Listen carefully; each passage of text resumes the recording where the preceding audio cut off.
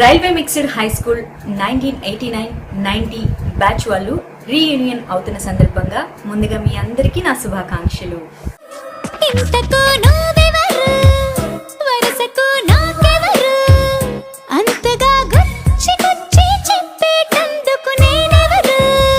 ఈ బ్యాచ్